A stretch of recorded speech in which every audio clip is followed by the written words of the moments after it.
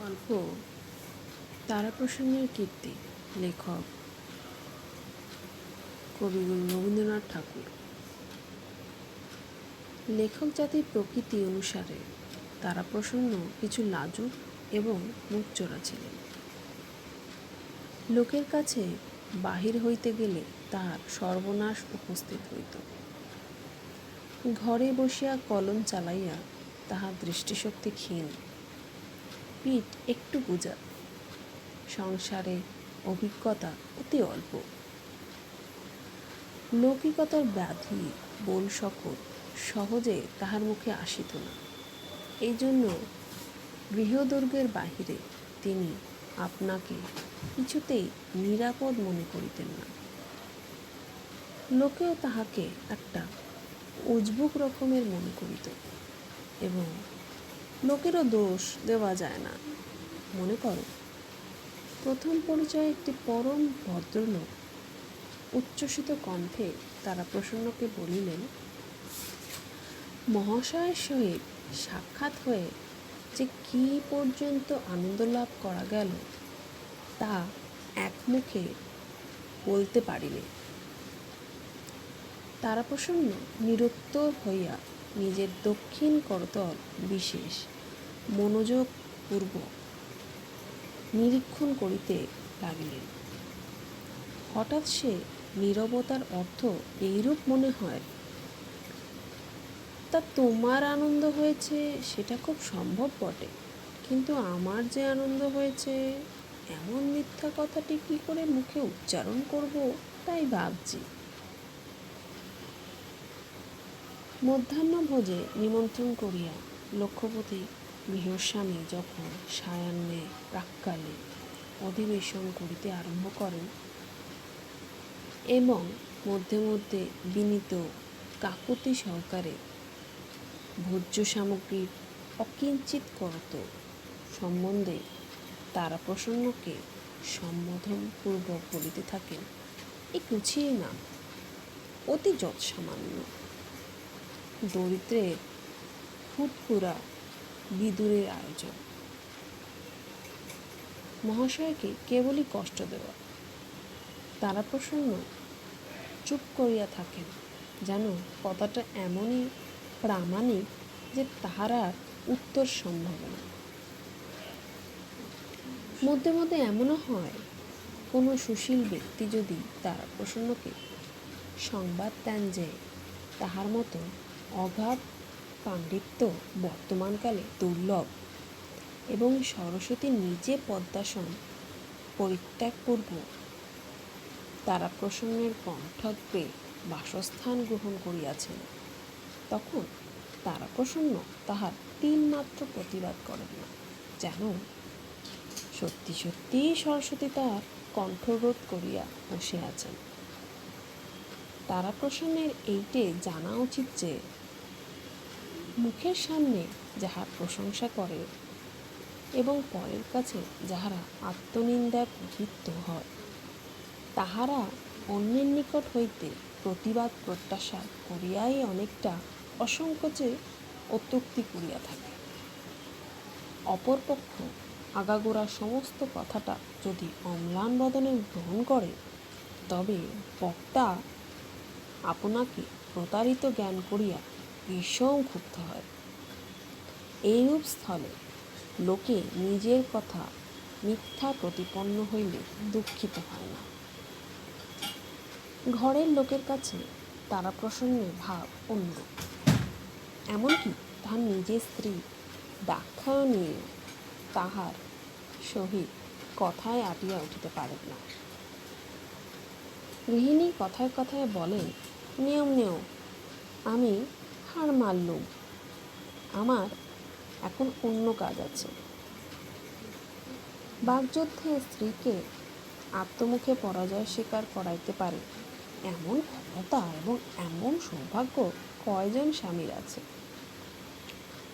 তারাপ্রসন্নের দিন বেশ কাটিয়া যাইতেছে।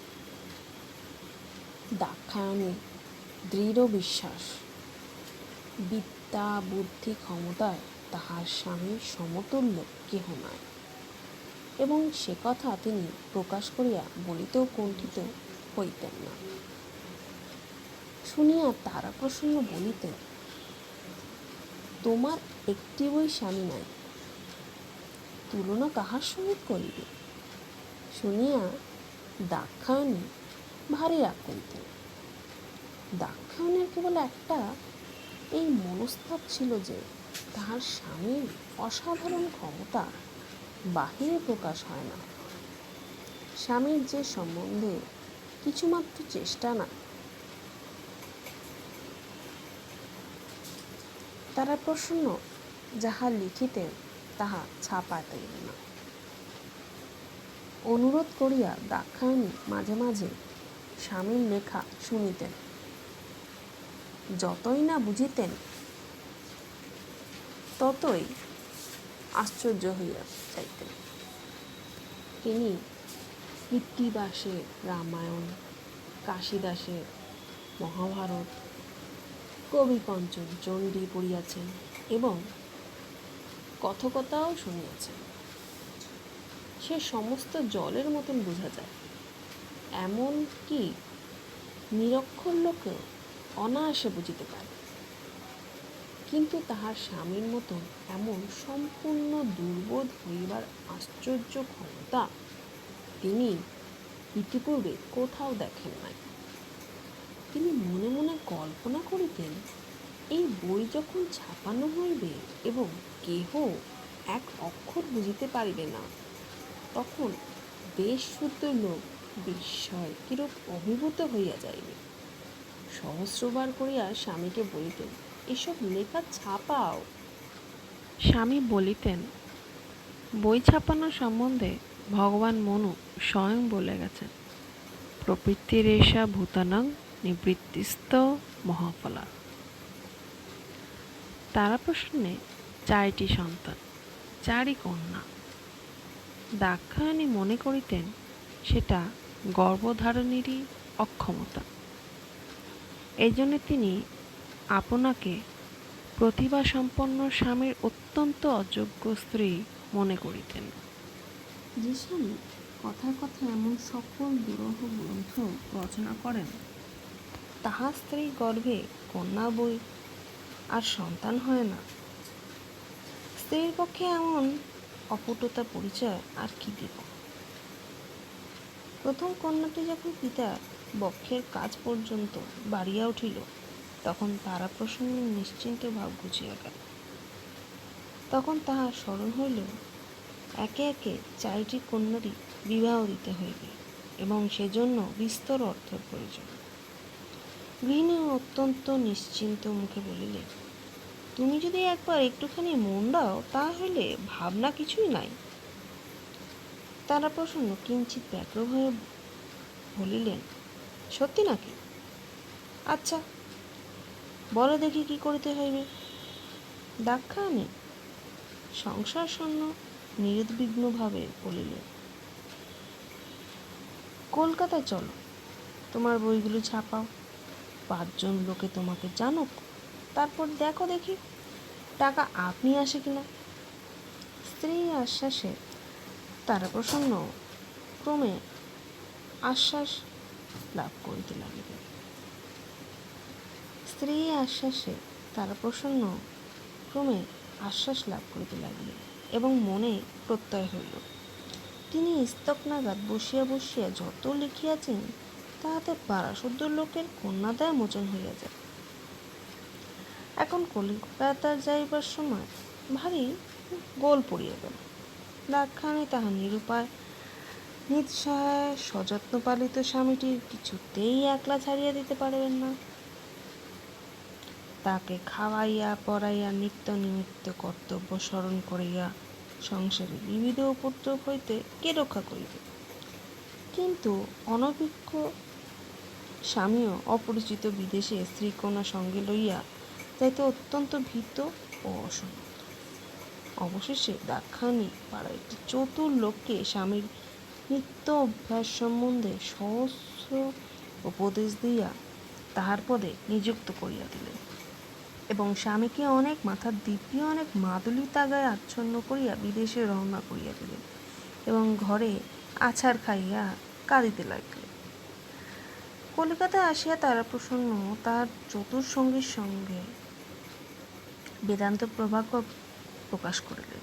দাক্ষায়ণী গহনা বন্ধক রাখিয়া যে কটি টাকা পাইয়াছিলেন তাহার অধিকাংশই খরচ হইয়া গেল। বিক্রয়ের জন্য, বহির্দোকানে এবং সমালোচনার জন্য দেশের ছোট ও বড় সমস্ত সম্পাদকের নিকট বেদান্ত প্রভাকর পাঠাইয়া দিলেন। ডাকযোগে গৃহিণীও একখানা বই রেজিস্ট্রি করিয়া পাঠাইলেন। ডাকযোগে গৃহিণীকেও একখানা বই রেজিস্ট্রি করিয়া পাঠাইলেন। আশঙ্কা ছিল পাছে ডাকওয়ালারা পথের মধ্যে হইতে চুরি করিয়া লয়। গৃহিণী যেদিন ছাপার বইয়ের উপরের পৃষ্ঠায় ছাপার অক্ষরে তার স্বামীর নাম দেখিলেন, সেদিন পাড়ার সকল মেয়েকে নিমন্ত্রণ করিয়া খাওয়াইলেন। যেখানে সকলে আসিয়া বসিবার কথা সেইখানে বইটা ফেলিয়া রাখিলেন। সকলে আসিয়া বসিলে উচ্চস্বরে বলিল, ও মা, বইটা ওখানে কে ফেলে রেখেছে? অন্নদা, বইটা দাও না ভাই, তুলে রাখি। উহাদের মধ্যে অন্নদা পড়িতে জানে। বইটা কুলুঙ্গির ওপর তুলিয়া রাখিলেন। মুহূর্তে পরে একটা জিনিস বাড়িতে গিয়ে ফেলিয়া দিলেন। তারপরে নিজের বড় মেয়েকে সম্বোধন করিয়া বলিলেন, শশী, বাবার বই পড়তে ইচ্ছে হয়েছে বুঝি? না, তা নে না মা, পড় না, তাতে লজ্জা কি? বাবার বইয়ের প্রতি শশীর কিছুমাত্র আগ্রহ ছিল না। কিছুক্ষণ পরেই তাহাকে ভর্ৎসনা করিয়া বলিলেন, ছি মা, বাবার বই অমন করে নষ্ট করিতে নেই। তোমার কমলা দিদির হাতে দাও, উনি ওই আলমারির মাথায় তুলে রাখবেন। বহির যদি কিছুমাত্র চেতনা থাকিত, তাহা হইলে সেই একদিনে উৎপীড়নে বেদান্তের প্রাণান্ত পরিচ্ছেদ হইত। একে একে কাগজে সমালোচনা বাহির হইতে লাগিল। গৃহিণী যাহা ঠাউরাইছিলেন তাহা অনেক সত্য হইয়া দাঁড়াইল। গ্রন্থের এক অক্ষর বুঝিতে না পারিয়া দেশশুদ্ধ সমালোচক একেবারে বিহুল হইয়া উঠিল। সকলেই এক বাক্যে কহিল, এমন সারবান গ্রন্থ ইতিপূর্বে প্রকাশিত হয় নাই।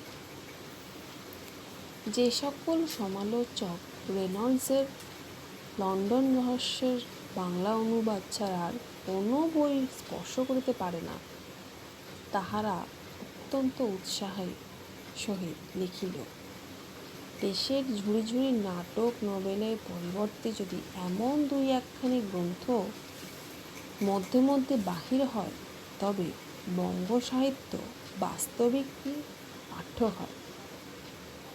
যে ব্যক্তি পুরুষানুক্রমে বেদান্তের নাম কখনো শোনে নাই, সে কেবল লিখিল, তারাপ্রসন্ন বাবুর সহিত সকল স্থানে আমাদের মতের মিল হয় না।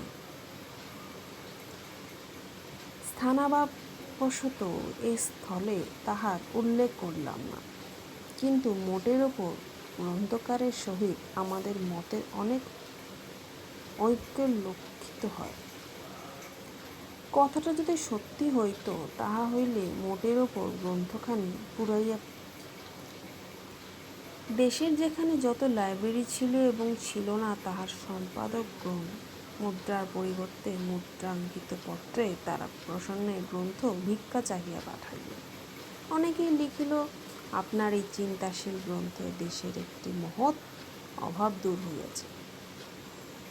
চিন্তাশীল গ্রন্থ কাহাকে বলে তারাপ্রসন্ন ঠিক বুঝিতে পারিলেন না, কিন্তু পুলক চিত্তে ঘর হইতে মাশুল দিয়া প্রত্যেক লাইব্রেরিতে বেদান্ত প্রভাকর পাঠাইয়া দিলেন।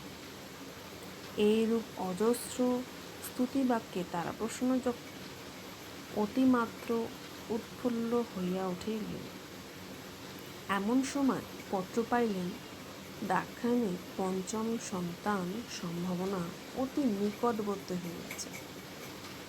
তখন রক্ষকটিকে সঙ্গে করিয়া অর্থ সংগ্রহের জন্য দোকানে গিয়া উপস্থিত হইলেন। সকল দোকানদার এক বাক্যে বলিল, একখানি বইও বিক্রয় হয় নাই।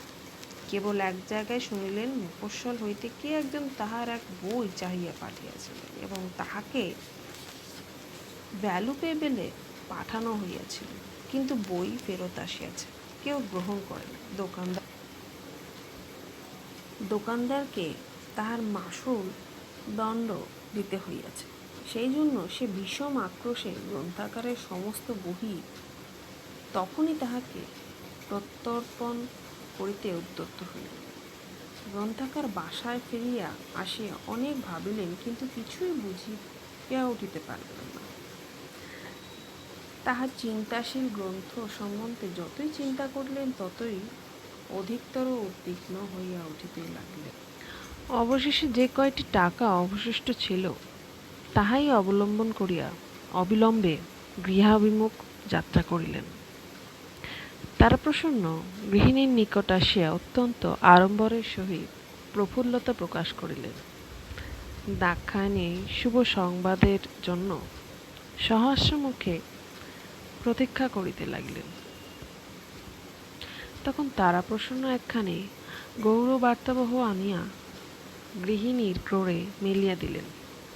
পাঠ করিয়া তিনি মনে মনে সম্পাদকের অক্ষয় ধনপুত্র কামনা করিলেন এবং তাহার লেখনীর মুখে মানসিক পুষ্পচন্দন অর্ঘ্য উপহার দিলেন। পাঠ সমাপন করিয়া আবার স্বামীর মুখের দিকে চাহিলেন। স্বামী তখন নবপ্রভাত আনিয়া খুলিয়া দিলেন। পাঠ করিয়া আনন্দবিহুলা দাক্ষায়ণী আবার স্বামীর মুখের প্রতি প্রত্যাশাপূর্ণ স্নিগ্ধ নেত্রে উত্থাপিত করিলেন। তখন তারাপ্রসন্ন একখণ্ড যুগান্তর বাহির করিলেন। তাহার পর ভারত ভাগ্যচক্র, তাহার পর শুভজাগরণ, তাহার পর অরুণালোক, তাহার পর সংবাদ তরঙ্গভঙ্গ, তাহার পর আশা, আগমনী, উচ্ছ্বাস, পুষ্পমঞ্জরি, সহচরী, সীতা গেজেট, অহল্যা লাইব্রেরি প্রকাশিকা, ললিত সমাচার, কোটাল, বিশ্ববিচারক, লাবণ্য লতিকা। হাসিতে হাসিতে গৃহিণ আনন্দ অশ্রু পড়িতে লাগিল। চোখ মুছিয়া আর একবার স্বামীর কীর্তিরশ্মির সমুজ্জ্বল মুখের দিকে চাহিলেন। স্বামী বলিলেন, এখনো অনেক কাজ বাকি আছে। দাক্ষায়ণী বলিলেন, সে বিকেলে দেখিব, এখন অন্য খবর কি বলো। তারাপ্রসন্ন বলিলেন, এবার কলিকাতায় গিয়ে শুনিয়া আসিলাম, লাট সাহেবের মেয়ে একখানা বই বাহির করিয়াছে, কিন্তু তাহাতে বেদান্ত প্রভাকরের কোনো উল্লেখ করা নেই। দাক্ষায়ণী বলিলেন, আহা, ওসব কথা নয়, আর কি আনিলে বলো না। তারাপ্রসন্ন বলিলেন, কতগুলো চিঠি আছে। তখন দাক্ষায়ণী স্পষ্ট করিয়া বলিলেন, টাকা কত আনলে। তারাপ্রসন্ন বলিলেন, বিধুভূষণের কাছে 5 টাকা হাওলাত করে এনেছি। অবশেষে দাক্ষায়ণী যখন সমস্ত বৃত্তান্ত শুনিলেন, তখন পৃথিবীর সাধুতা সম্বন্ধে তার সমস্ত বিশ্বাস বিপর্যস্ত হইয়া গেল। স্বামীকে নিশ্চয় দোকানদারেরা তাহার স্বামীকে ঠকাইয়াছে এবং বাংলাদেশের সমস্ত ক্রেতা ষড়যন্ত্র করিয়া দোকানদারদের ঠকাইয়াছে। অবশেষে সহসা মনে হইল, যাহাকে নিজে প্রতিনিধি করিয়া স্বামীর সহিত পাঠিয়াছিলেন, সেই বিধুভূষণ দোকানদারদের সহিত তলে তলে যোগ দিয়েছে এবং যত বেলা যাইতে লাগিল ততই তিনি পরিষ্কার বুঝিতে পারিলেন, ও পাড়ায় বিশ্বম্বর চাটুর্যে তার স্বামীর পরম শত্রু। নিশ্চয় এ সমস্ত তাহারই চক্রান্ত ঘটিছে। তাই বটে, যেদিন তাহার স্বামী কলিকাতায় যাত্রা করেন, তাহার 2 দিন পরেই বিশ্বম্ভরকে বটতলায় দাঁড়াইয়া কানাইপালের সহিত কথা কহিতে দেখা গিয়েছিল। কিন্তু বিশ্বম্ভর মাঝে মাঝে প্রায় কানাইপালের সহিত কথাবার্তা কয় নাকি, এই জন্য তখন কিছু মনে হয় না। এখন সমস্ত জলের মতন বোঝা যাইতেছে। এদিকে দাক্ষায়ণীর সাংসারিক দুর্ভাবনা ক্রমেই বাড়িতে লাগল। যখন অর্থ সংগ্রহের এই একমাত্র সহজ উপায় নিষ্ফলন হইল, তখন আপনা কন্যা প্রসবের অপরাধ তাহাকে চতুর্গুণ দগ্ধ করিতে লাগিল।